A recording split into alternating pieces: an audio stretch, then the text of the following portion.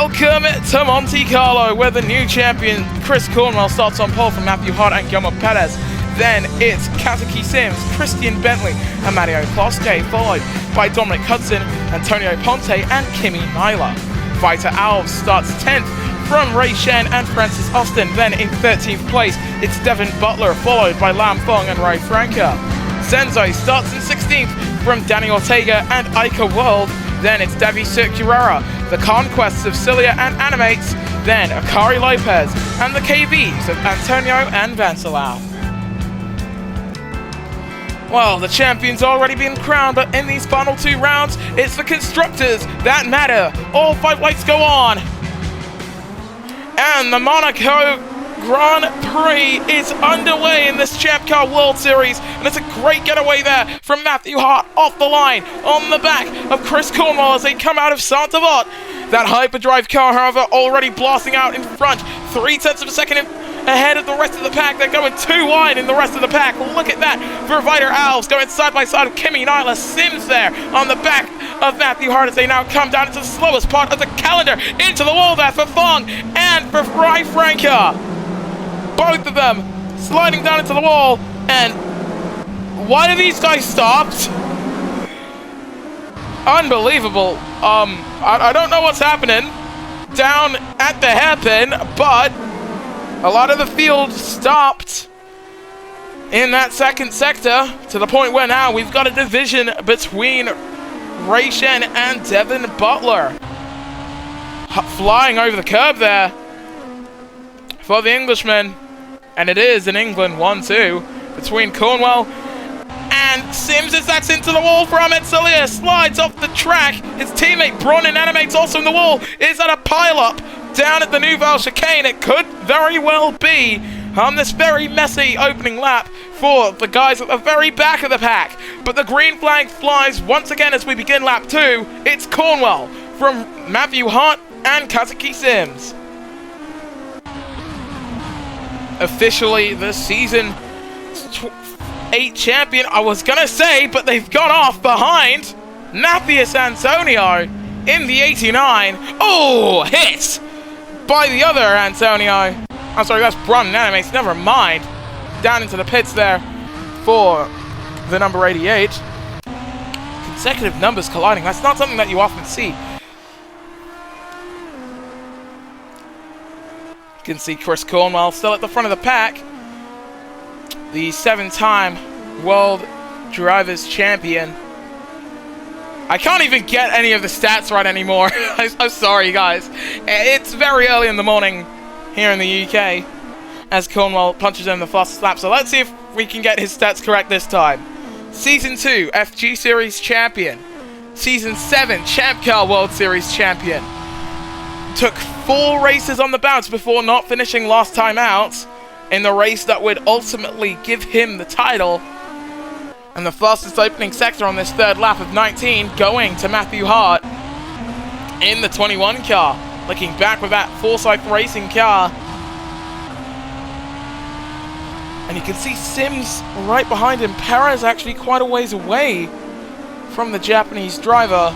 This track not really encouraging that close quarters, hard and fast racing that we often see in the ERL. And actually, fun fact, guys, I think Antonio could be a lap down here. Matthias Antonio, 6th in points, was leading at some stage. KV Racing just dropping the ball in the second half. Bronin Animates at the very back of the pack with the fastest third sector of anyone. Let's see, what's at lap for Chris Cornwell? Well, not the fastest that he's done all race long, but this race still quite young. Look at Bentley in that 32. Running pretty well. He's got Antonio Ponte right behind him. Animates is actually flying out there. He's got the freshest tires of anyone, which makes sense. But still not the greatest position to be in when you're down in last with a fast car. But you've been hit so much that it just doesn't matter. Christian Bentley in the 32. We ride on board with the Sims TGR car with the Toyota Gazoo on board. Down into the Nouvelle Chicane with the 32 car. There have been some rumors about him moving up to Formula E, but we still don't know if those are founded or anything like that. He's trying to close up to the back of Guillermo Perez, but I don't know if he's going to be able to get past. It is nigh on impossible, in fact, to make passes at this stage. It's such a hard track to close up on. In comes Christian Bentley. Ponte's also down into the pits.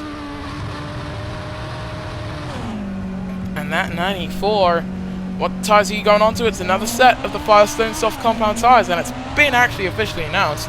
Firestone will not stay on with the ChampCar World Series for next season. They will move over to IndyCar. There's a likelihood that ChampCar will be using Michelins for next season. That'll be a very interesting watch. Lam Fong's come down into the pits. Rai Franca going down the main straight on his own, down in 19th place.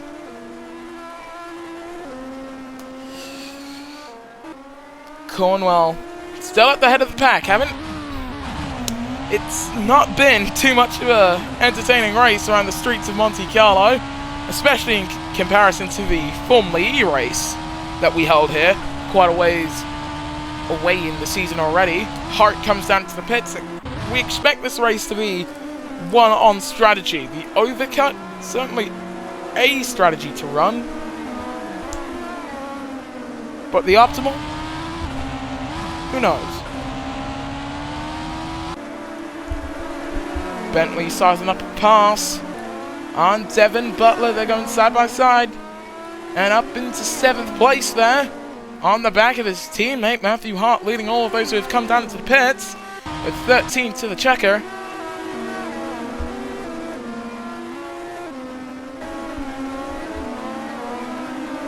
And Sims there, you can see him trying to hold on to 6th. They touch wheels, the two Sims drivers going through the hairpin, and he's into the wall! Kazuki Sims at the wall!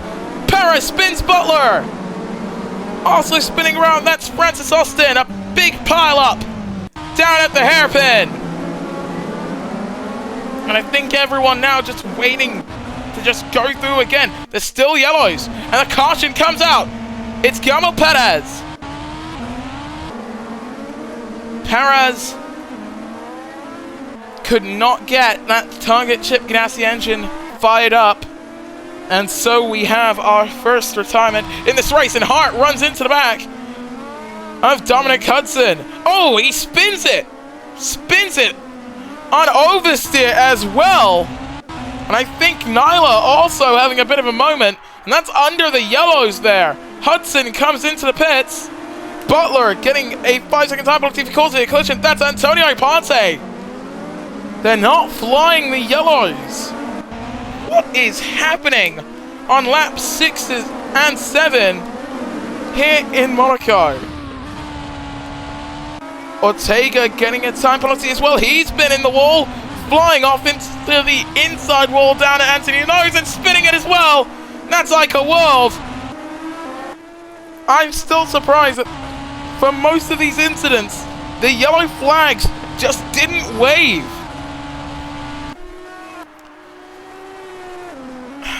12 to go.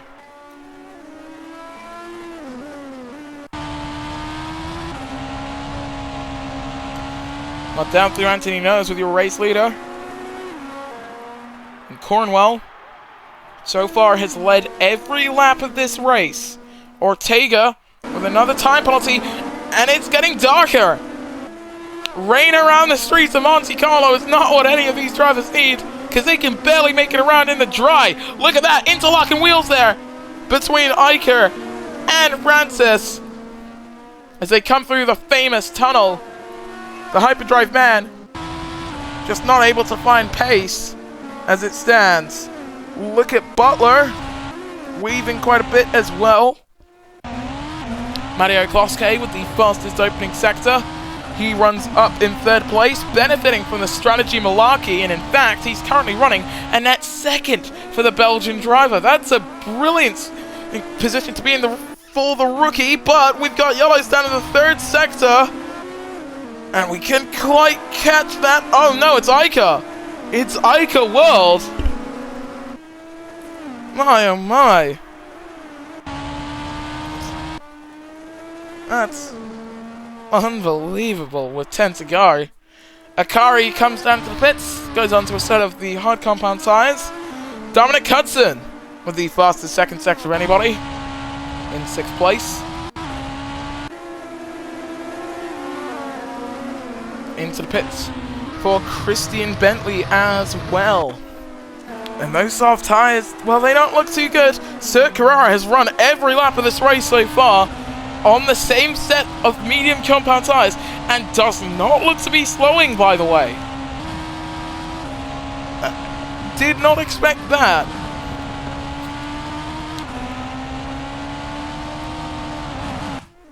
And he's going to get passed by Ortega as he goes around the outside of the Brazilian in the 19. 10 to go from Monaco. And it is down to pit lane for Davi Sir Carrera, who's Dale Coyne Racing, sorry. His team probably expected there to be rain by this stage, but it's another set of mediums that go on. Theoretically, if he went on to a set of hards, he could go to the end. The tyres that we've seen so far today, not wearing at all. On board with Matthew Hart as he now comes into the pits and will serve that 5-second time penalty. I think Ica also down into the pits as we've got yellows in the 3rd sector once again. Austin getting involved in it as well. That's sector 2 though. Is that one of the Forsyths? It is! Oh! Oh my! That is one of the KV racing cars. That is Matthias Antonio at the very back of the pack, causing a pile-up with front wing damage.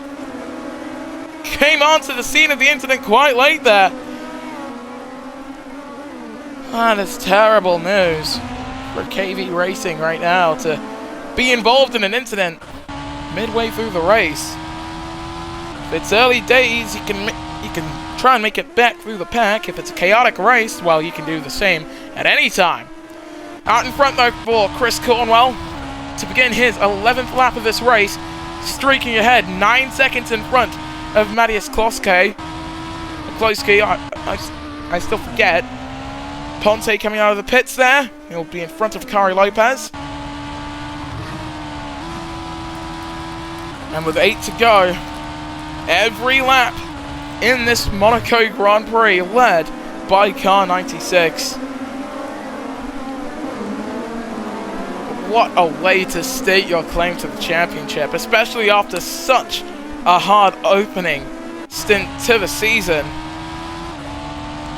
Gets past, puts a lap on Zenzo, is that? No, that's Sir Carrera. Coming through the chicane. He's going to lap a lot of these guys. This is something that we haven't truly seen in ChampCar, or in fact in the ERL as a whole. Lapped traffic playing a part in this race. So Cornwell now, he's about to put a lap on, I believe that's Dominic Vancelau coming through the chicane. No, that is Matthias Antonio again. He's 2 laps down with 7-2 the checker. Cloquet putting a lap on Ica World. And no, he hasn't quite sealed it off yet. Gets touched. Almost turns the 9, but he'll get past him down the straight. 15 seconds is the margin out in front.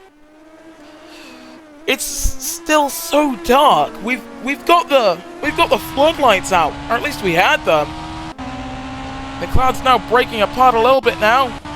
Vancelau going quite slowly there. Is that Ica getting past? No, that's Cornwell putting a lap on the first man in the top 10. He's hunting down the pack now, putting in some respectable sector times considering the age of his tyres.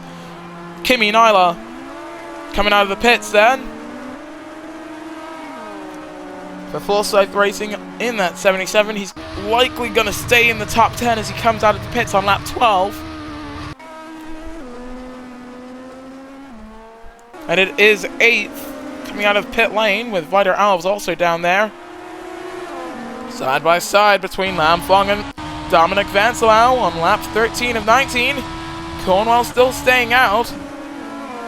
That's a slow-moving Kazuki Sims, and he's being held up by Matthias Antonio, whose front wing, still well and truly mangled, comes down into the pits in that 89 car.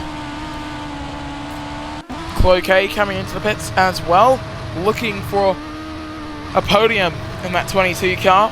Trackhouse Racing, expect them to stay in kart for next season. 6 to go. And it's mediums going on for the Belgian. Certainly out driving his fellow rookie teammate in Rai Franca. And he puts a lap on Danny Ortega as well.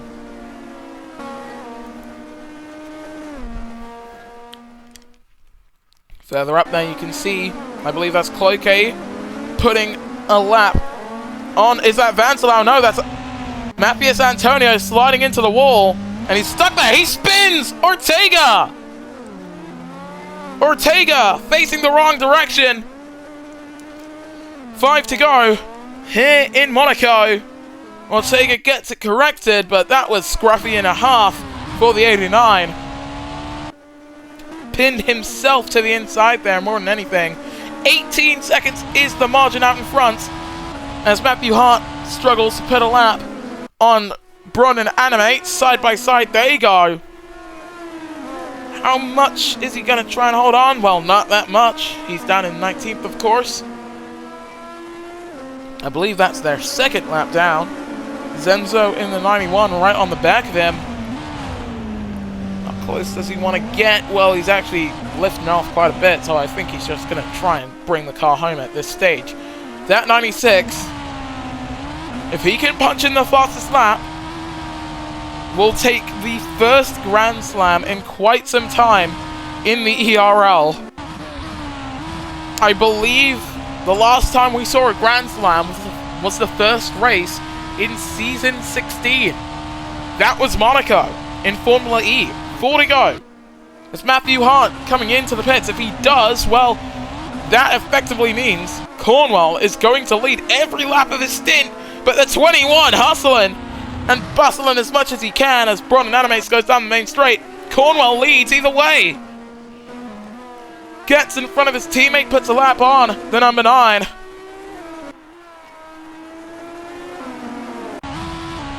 Out of the pits there for Sims. That wasn't even the 9. That seems to be Austin and Vancelau, who are going side by side and into the wall for the German driver.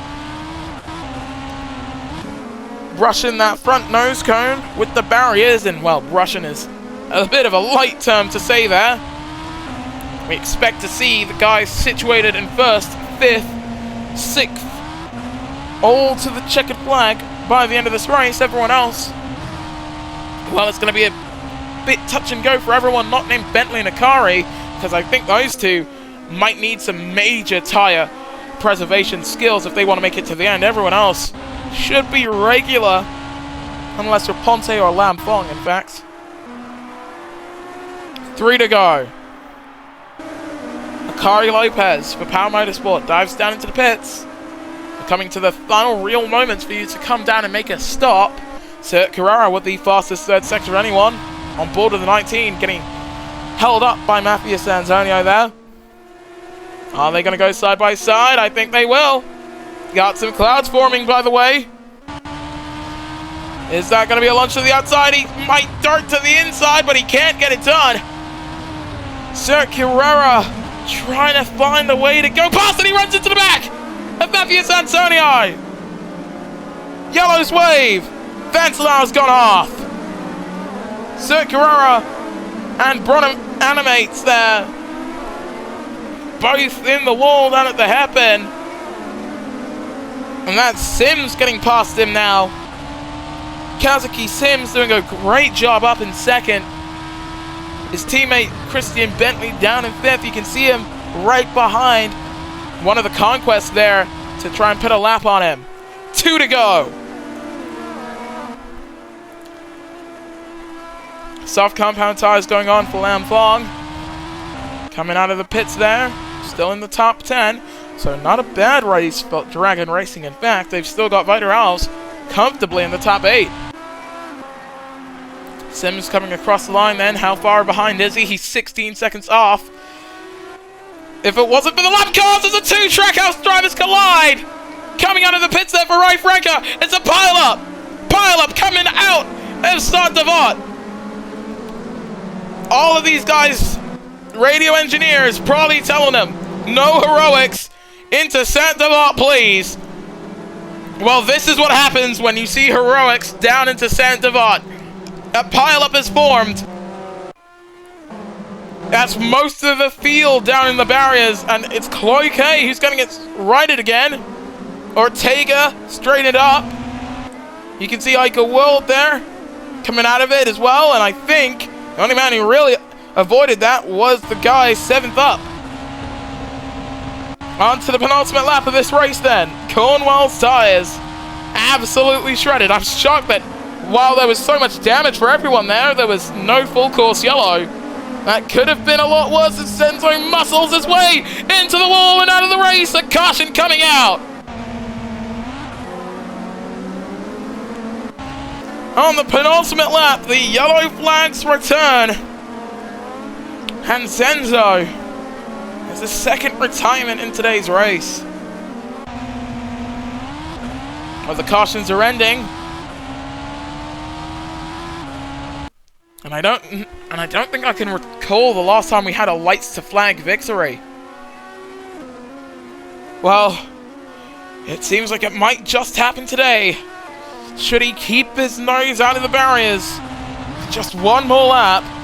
This race belongs to England's new champion. It's the Emperor's new groove down at Hyperdrive then. And Antonio hits the wall. I think he's just trying to make sure that his tires are leaving a mark at every wall around this track at this point, because he is not running a good race. KV should pull in that number 89, otherwise we're going to have another massive pileup. But we are on to the final lap. And it's going to be a final lap that, well, does not reflect the season. The points will say Chris Cornwell dominated the entirety of the season. That's not true. He was wholly consistent, unbelievably consistent, throughout Season 7 of the ChampCar World Series. Got his first win midway through. Backed it up with a 3-race win streak. Came to an end last time out, but that's where he took the championship. I doubt he's too broken up about not winning that race, as he's about to put a lap on the Power Motorsport car of Devin Butler, and does, in fact, put a lap on him. I think, was that a lap on Bentley? That was. That 96, indomitable, all race long. As he comes through the final corners, Chris Cornwell LeBeau is a phenom in the ERL ChampCar World Series. He wins lights to flag in Monaco. That is the first ever lights to flag victory in the ChampCar World Series. Cornwell taking home a new record in ChampCar. In fact, the most cars lapped in a single race. And Matthew Santonio, a new record in the ERL, most laps down. 3 laps in 22nd place. That's what I mean. He was having the most scruffy of scruffy races we've seen in quite some time. Matthew Hart coming across the line in 3rd place. 35 seconds off the lead. That's Hudson alongside him. Brunton animates there, and he will put a lap on the number 16, who is indeed 2 laps down. I believe Matthew Kloske will be the last car on the lead lap. Ray Shen taking home the fastest lap, and with that, Cornwell does not take home the Grand Slam, but still a very dominant weekend for the Hyperdrive Racing number 96. What a way to say you're a champion in the penultimate round.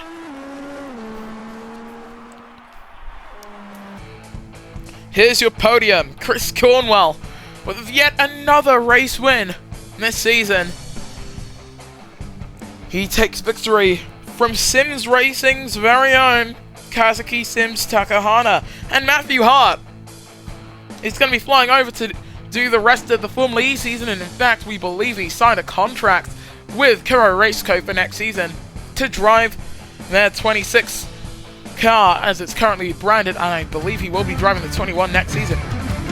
As for the rest of your finishers, Dominic Hudson followed by Shannon Kwoke with the drivers on the lead lap. Then it's Nyla, Bentley, Ponte and Lampong, your top 10 finishers. Spider Alves behind his teammate from Francis Austin and Rice Ranker. Then it's Dominic Vancelau, Ahmed Cilia, Bron Nanimate, the powers of Akari Lopez and Devin Butler, Davi Sekra, Ica World, Danny Ortega and Mathias Antonio. Let me just get that right. Zenzo and Gamal Perez were the only non-finishers in today's race. And in the driver's standings, heading into the final round of the championship, that number 96 still at the very head of the points. As we already know, Cornwell the champion, followed by Hart and Sims. Hudson drops to 4th from Bentley and Nyla. Mathias Antonio is 7th from Perez and Cilia. Then it's Lampong, Akari Lopez, Ortega, Shen, Ranker, Butler, Cloquet, Ica World, Zenzo, Francis Austin, Bron Nanimates, Davi Circuera, Dominic Vancelau, Antonio Ponte, and Vita Alves. Heading into the final race in Indianapolis, Nord Hyperdrive lead the way, but they've got some job to do if they want to hold on to that points lead in front of Forsyth Racing. Sims 888, 3rd from Target, Chip Ganassi and Power Motorsport. Then it's Conquest Racing tied on points with Trackhouse. Then it's KV Racing, Andretti Autosport, Dragon Racing, Team Penske and Dale Coyne. Only one more to go in this ChampCar World Series season. We'll give you the qualifying live as well. Should be about 12 minutes with all the cars on the track. It's going to be quite some watch in Indianapolis for the only ChampCar race to take place in Indiana. Of course, with the split, the Indy Racing League and their IndyCar series will get exclusive rights to racing in Indianapolis. So, with all that said, thank you so much for watching, and we will see you guys next time then when the ERL returns.